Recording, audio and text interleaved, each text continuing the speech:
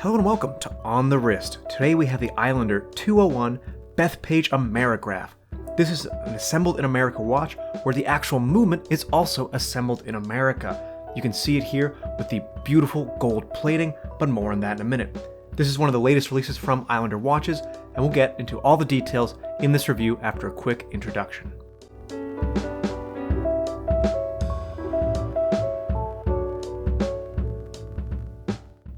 Before we get too far, I do want to clarify that this watch was sent to me for review by Islander Watches.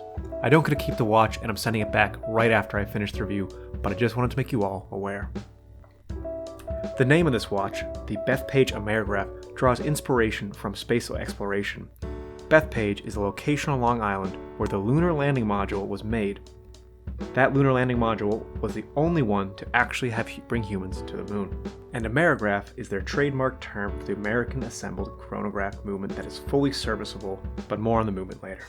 There are a few design details that I want to highlight before we get on too far, starting with the seconds hand. So you'll notice that the center seconds hand is actually what's keeping track of the real-time seconds, whereas the subdial at 6 o'clock is what's keeping track of the chronograph seconds. Visually, I really like the look of this watch with that nice kind of reflective black dial, in addition to the white outer ring with all the second increments nicely marked. And one nice touch is the clasp of the bracelet actually has an etching of the Lunar Landing module on it, in reference to the name of the watch.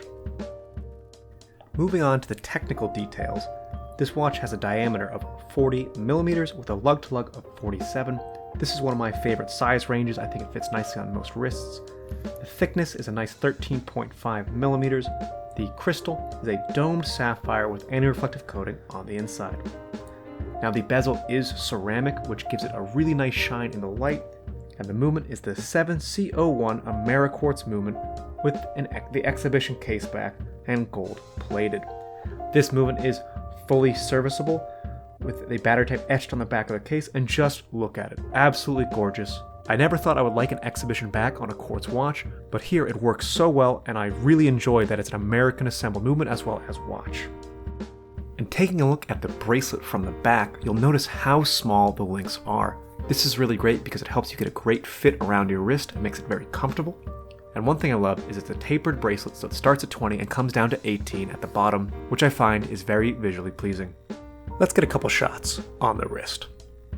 And here we have it on my 7¼ inch wrist. I really love the 40 millimeter diameter. I think it's just the perfect size for my wrist size. I also really enjoy that this bracelet has smaller links, which makes it very, very comfortable. The thickness isn't too thick, but it's thicker than some others at the 13.5 millimeters. But real quick, let's check what time it is. It looks like it's time to like and subscribe. Did you know that less than 3% of viewers are actually subscribed to the channel? So if you are enjoying this video and like my content, I would really appreciate if you hit that subscribe button, because it will significantly help this video in the YouTube algorithm. But thank you for watching, and let's get back to the review. And here we have it outside in some natural lighting.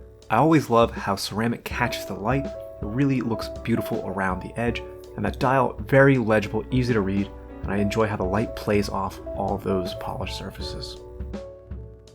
The only negative thing I can actually say about this watch is I found the chronograph function a little hard to engage. You'll see here I try 3 times and only succeed on my 3rd attempt to actually get it to start. This might be operator error, but I found it a little strange that I was having a hard time pressing a single button. Reset button was easy enough to activate, but it was something I just wanted to share. There are 2 other versions of this watch, the ISL 200 and the 202. The key difference between the 200 and the 201, as I have here, is the dial color, whereas the 202 actually has a PVD coating as well as a fully loomed dial. All these are available on longislandwatches.com, a link in the description. Now, MSRP and value. MSRP of this watch comes in at $349. This is the same for the 200 version, but the 202 will cost you a little bit more at $399. I think the Islander series in general is incredible on value for what you get.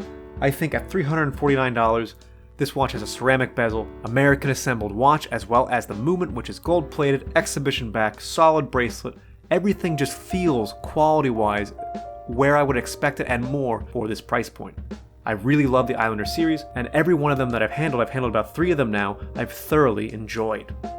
I think this is an excellent option for anyone looking for an affordable watch with high quality specs.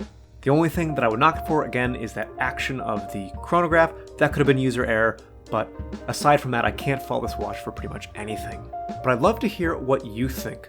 Let me know down in the comments below. Do you like that this has a running seconds hand with the subdial being the chronograph? Do you like the style? Which one of the 3 versions is your favorite? Let me know down in the comments below. I'd love to hear what you think. That's all from me today. This has been On The Wrist. Thank you for watching.